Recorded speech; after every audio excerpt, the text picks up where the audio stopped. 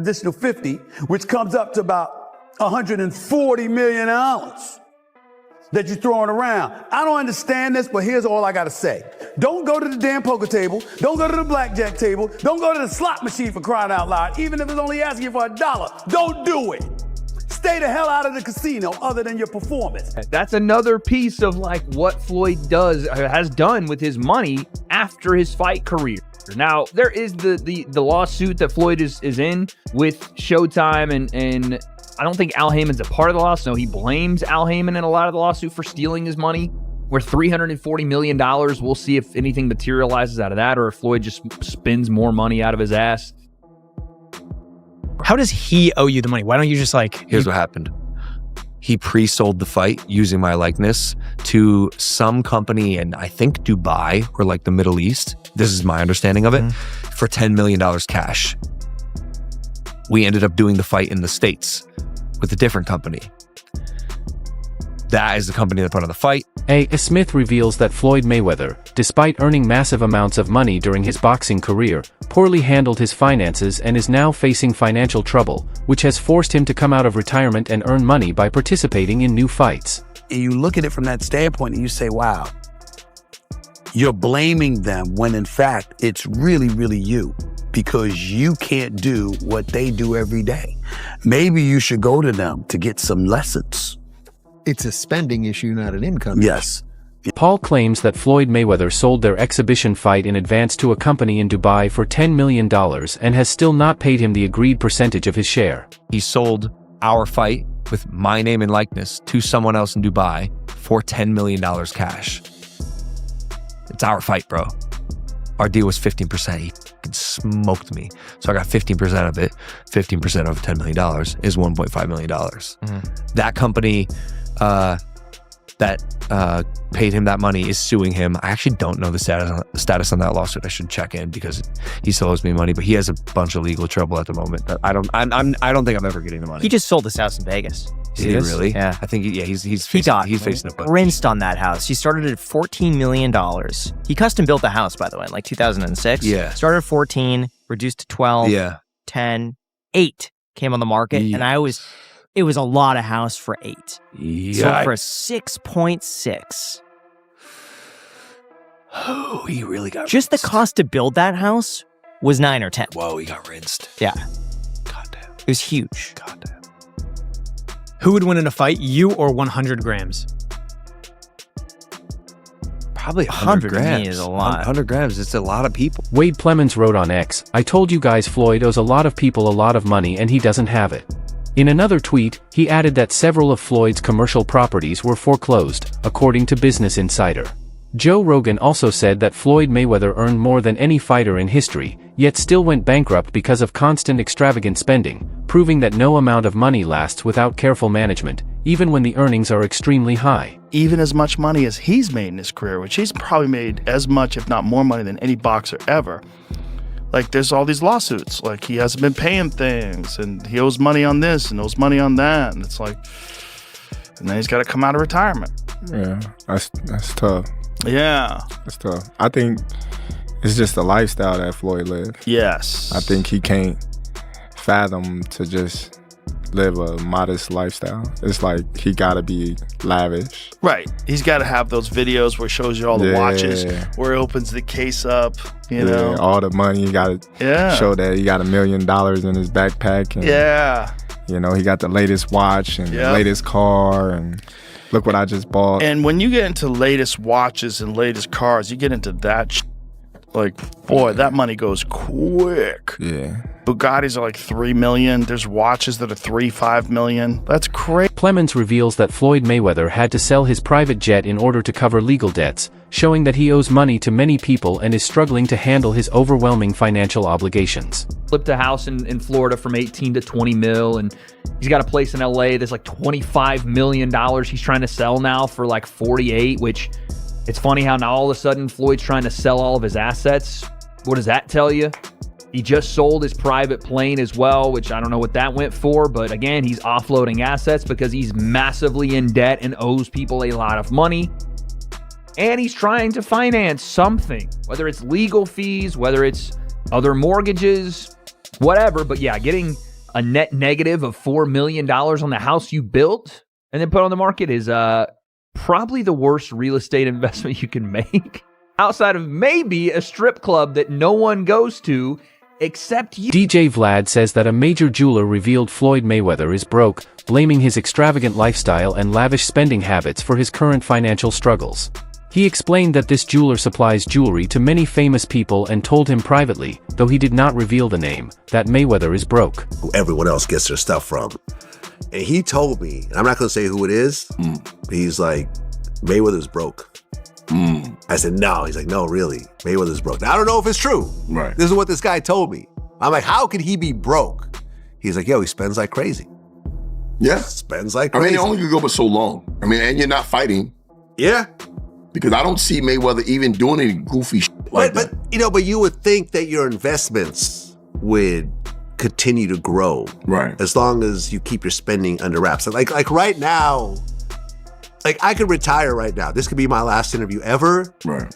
And with my investments, I invested into a lot of great companies like Google and Amazon and Tesla over the years, and those companies have all grown and continue to grow, right? And I could actually borrow money against my stock portfolio without even selling my. Sean Porter says that taking the fight may not be a bad idea for Floyd Mayweather, believing that he could handle the challenge and potentially benefit from the opportunity. You don't want to do what we've seen Mike Tyson do against Jake Paul. You don't want to get in that ring and you haven't driven that car in so long that the engine runs hot, So both these guys, I think they're more than anything, they're trying to show us how serious they are about doing it again against one another. So, Sean, how shocked were you when you found out that Floyd was coming back?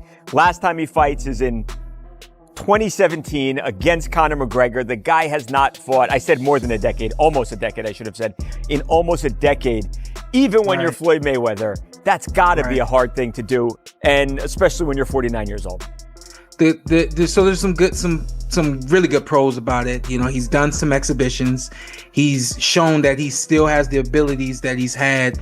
They're clearly not what they used to be, but they're still there. And then beyond that, the fact that he lives a good, clean life. Meanwhile, Wade Plemons posted a Business Insider reported that he took out $54 million in loans at 9% interest that he has not paid back. Another one of his houses was also recently foreclosed on, and it is believed that he sold his plane as well, while he is also known to be a heavy gambler. These issues highlight Floyd Mayweather's ongoing financial struggles and risky spending habits. Joe Rogan explains that Mayweather's financial problems come from his extravagant lifestyle, as he spent millions on luxury watches, expensive cars, and other high-end items, which led to poor money management. Despite earning more money than most fighters in history, these reckless purchases left him unable to cover his debts. Now Floyd reportedly faces bankruptcy and owes large amounts of money to multiple people. Rogan stresses that no level of wealth can last without careful financial planning. Mayweather's situation shows how even the highest earners can fall into serious trouble when their spending goes beyond their means, making his story a strong lesson in financial responsibility. Nuts. Crazy. I remember Iran Barkley was talking about that. Iran Barkley, when he was in his prime, was hanging out with all these professional athletes, and everybody was getting diamond-crusted chains and this and that, and he was keeping up with these people. Like, you got to keep up with the Joneses. And he just found himself, like, draining all of his money. He was talking about it like that was the biggest detriment to him being able to save any money. They trying to keep up. Yeah. Which I thought was funny when I was listening to this conversation with Chad Ochocinco. He was talking about it. He was like, his jewelry fake. Yeah, he was wearing fake jewelry. But who would know? What's that? Who would know? No Chad one know. Ochocinco. Exactly. It's fake like when jewelry, they look at him like flying economy. He was sleeping at the stadium, like, so he didn't have to pay for an apartment. So smart. Yeah. So clever. Vlad says that Floyd Mayweather's financial situation is surprising considering the huge amount of cash he earned during his career. He explains that even simple investments in common stocks could have helped Floyd secure long-term wealth. DJ Vlad also notes that Mayweather never flies commercial and usually travels by private flights, though he does not appear to own his own plane. Unlike Drake, Mayweather does not seem to have a personal aircraft. Vlad admits that he has never met Mayweather personally and does not know the exact details of his finances, but he observes that owning multiple properties and constantly spending large amounts of money can create serious issues. He also mentions that at one point Floyd purchased a building in the jewelry district. Vlad concludes that even at Mayweather's level, overspending and constant public attention can quickly turn financial mismanagement into noticeable problems. Assume that Mayweather was in a similar spot because he made so much cash, and if you invested even in common stocks, you should do pretty well. But I mean, listen, Mayweather never flies commercial. He's only flying private. So he doesn't own his own plane? I don't think so. I've never seen a Mayweather plane, like a Drake plane. I've never seen that. Not to say that he doesn't. I don't know Mayweather like that. I've never even met him. So I don't know. I mean, you have a lot of properties. You have a lot of money you're constantly spending. Right. I don't know. Remember at one point he said he was buying like the jewelry district building. Yeah, and they said that wasn't true. Yeah. I don't know, man. I don't know this man's finances, but this guy told me that Mayweather is in financial problems. See, here's the shitty part about actually losing your money when you're on that level and you're, kind of like flossing, showing off. Nobody gives a shit. Like there are people actually praying for you to be broke. Plemons explains that Floyd Mayweather has mismanaged his finances since retiring. Lawsuits with Showtime, debts, and legal fees have forced him to sell assets, including his private plane and several properties. While he did make some profits from flipping houses, overall losses, such as a $4 million net loss on a Las Vegas home, highlight poor financial decisions. Wade points out that Floyd's exhibition fights, including those against John Gotti III, suggest he is motivated more by money than by a love of the sport. Mismanagement, extravagant spending, and efforts to cover debts show that Floyd is struggling to maintain his fortune despite his past earnings. Way back, again 5 years ago now, but that was like the initial rumblings around that fight. And what Floyd did was use Mayweather Promotions to bring them this fight and say, if you'll front us this money, we'll put this fight here. They fronted him the money. He took the money, had the fight at the Hard Rock in Miami with Fanmio instead. That was the company that put it on, Fanmio. And Logan saw none of that front end 10 mil, and the people that paid Floyd the 10 mil never saw a dime back. It's nasty work what he did. But this has been like one of Floyd's MOs, is that he leverages his fight name or his quote unquote assets, and which is what, a lot of wealthy people do. They leverage their assets to take out bigger loans or, whatever. But Floyd does it in such a reckless way that no one ever sees return on it. He just takes money. It isn't a loan, he's stealing. He didn't have provisions in place. I've talked about this, ad nauseum over the last couple of years, but the fact that we actually get some details on this from Logan is hilarious. Our deal was 15%. He smoked me. So I got 15% of it. 15% of $10 million is $1.5 million. Also, the fact that Logan agreed to 15%, he's got that manager, Jeff, who says, I make the big deals. He got absolutely rinsed on that deal. But also, Graham has some important information about Floyd Mayweather. And again, his, I wouldn't say shitty business dealings, but how bad he is with money. Let's keep listening. Company that paid him that money is suing him. I actually don't know the status on that lawsuit. I should check in because he still owes me money, but he has a bunch of legal trouble at the moment that I don't think I'm ever getting the money. He just sold his house in Vegas. Did he really? Yeah. I think he's on. Henry the analyst shared strong opinions about the upcoming Floyd Mayweather versus Mike Tyson fight, calling it one of the most money-driven decisions he has ever seen. He expressed disbelief at bringing Mike Tyson back into the ring after the Jake Paul event, describing the situation as bizarre. As a dedicated boxing fan, Henry the analyst dislikes these one more go exhibitions of retired fighters, feeling they prioritize spectacle over the sport itself. Actually, given the fact that I think Floyd Mayweather made close to $1 billion in his career, I mean, his career earnings are absolutely insane. His activities since then almost feel kind of demeaning to his legacy, I suppose you could say. Well, I can tell you that I did a little digging, and actually there are a number of lawsuits that are currently active against Floyd Mayweather Jr.'s name, and they're worth a significant amount of money. From controversies around endorsing certain cryptocurrencies, to millions of dollars worth of unpaid luxury items, and even allegations of unpaid luxury apartment rent. These are all alleged, and these are all the cases that currently exist against him. There's no record of some kind of settlement, and as far as I know, a lot of these are ongoing. To add to that, Mayweather even lodged his own case against Showtime, and he did that this year, reportedly seeking damages of $340 million. And the allegation there is apparently there's been a misappropriation of his. Despite his reservations, Henry the analyst acknowledges that the fight will likely be a massive hit on Netflix, drawing attention because both Mayweather and Pacquiao are former champions.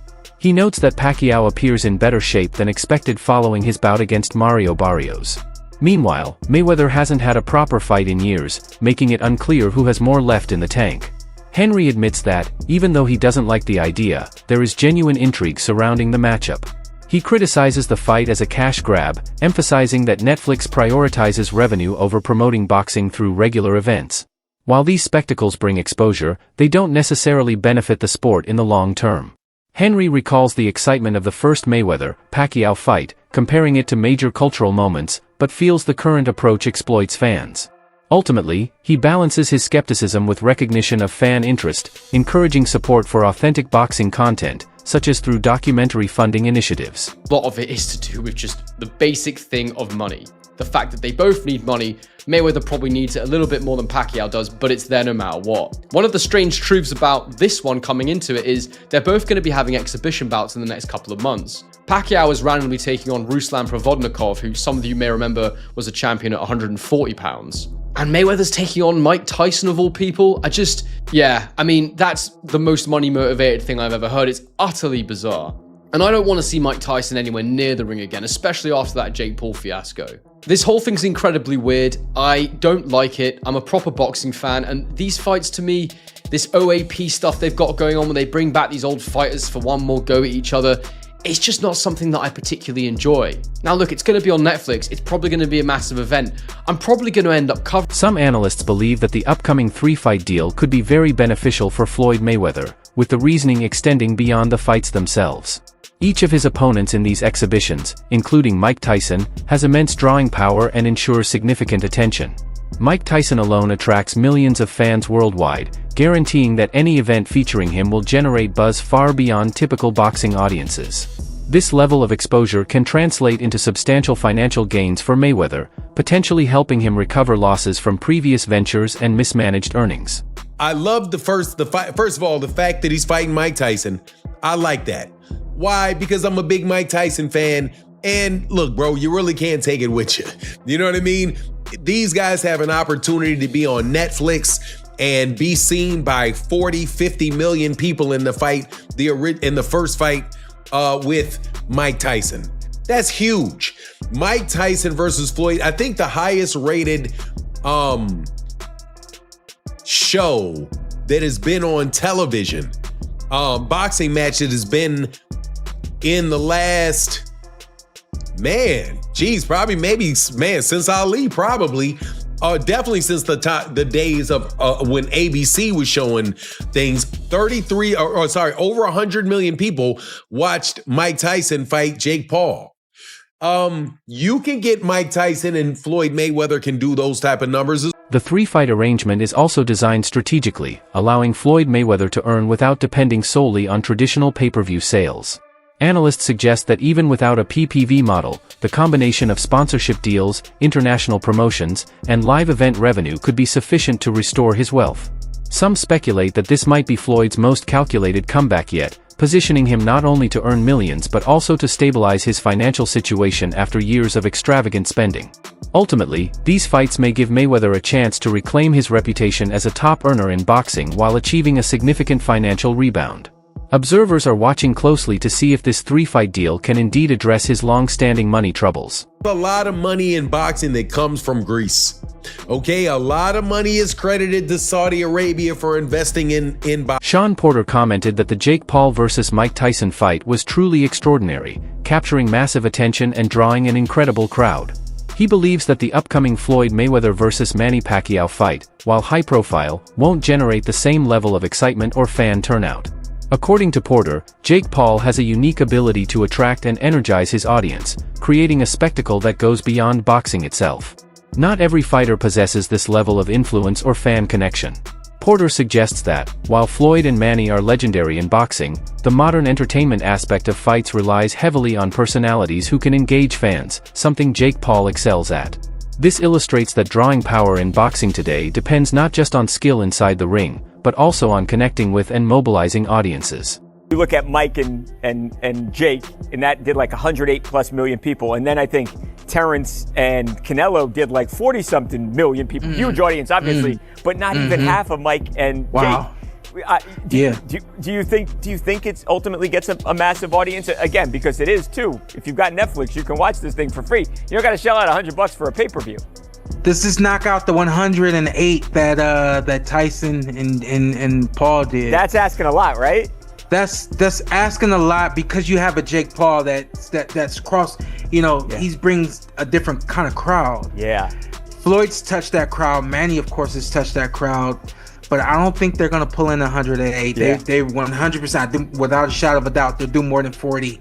I can see them doing maybe 60, 80. But 100 is a little hard to imagine. But it is Netflix.